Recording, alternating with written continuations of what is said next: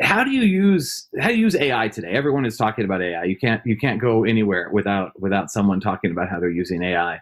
Though a lot of people are saying they're using AI and really aren't. Actually, that's something that's kind of the buzzword. But I'd like to just know, how are you using AI today, and what are kind of the struggles and the opportunities that you see with that?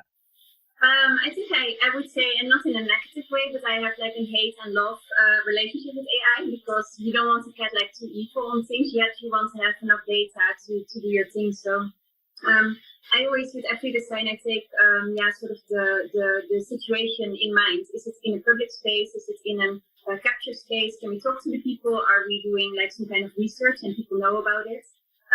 So I think for me, working with that is always from the engineering side and the software side. You want to have information, yet from the privacy side, you don't want to get people too much into their details, sort of.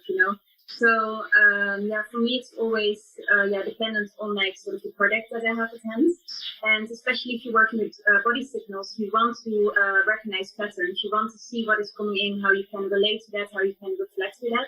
So there is a point that AI comes in nicely. In other designs that are maybe environmental, they are mostly in the public space. I might not want to decide to report and store certain things in order to analyze it.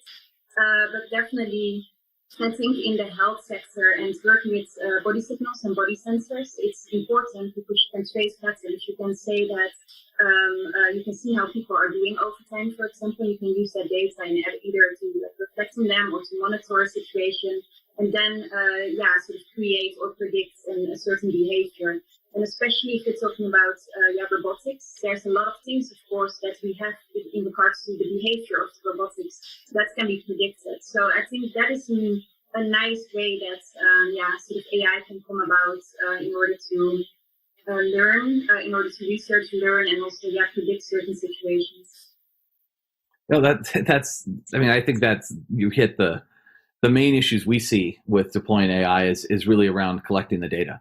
Yeah. And there's this, we often say that data is the oil that runs AI. Mm-hmm. And if you were collecting personal data, you don't want to be intrusive. Yeah. I mean, we often talk about how we want lots of data, but we want anonymized data. I mean, our business is building processors that do something driven by AI. We're not looking for optimizing sales on personal information. So it's always that, this challenge of how do you get the data while maintaining privacy. But once you have it, you can do amazing things with it.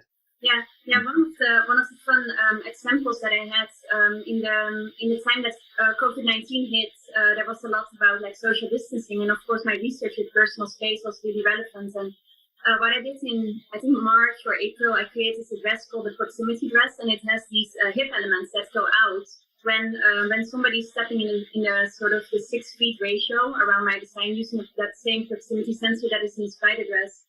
And what I wanted to do is I wanted to see how many people and how close they were. And one of the things that I cannot do with my ultrasonic rangefinders is detect that how many people there are in my space in front of the design.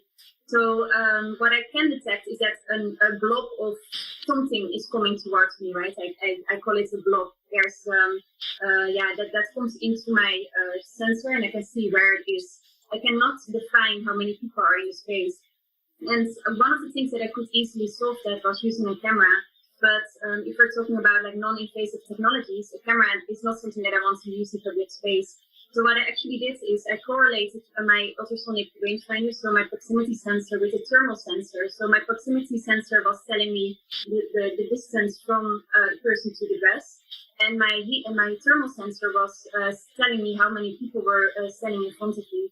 So instead of using a sort of invasive piece of technology like a camera, I tried to think creatively in order to use two cameras that would give me the same data in the end. So that was kind of a fun experiment, a little bit an early experiment for me, but I think there's a lot of ways that you can sort of creatively think around the problem. Like, how can I still get my data without maybe using the piece of technology that is the most obvious? And I think when that happens, then that's a really nice symbiotic existence between the technology being becoming more, sort of non-invasive because of whatever happens to public space or people's privacy issues and all of that stuff. So I think what you do is also thinking creatively around it. That's a little bit what I want to say. It's not always the most obvious. Sometimes it takes a lot of a lot of effort to make it safe, but also gather what you need for your system. Exactly. I mean, you used your commitment to privacy to come up with a better solution when the easier solution would be just to use a camera. Correct. Yeah.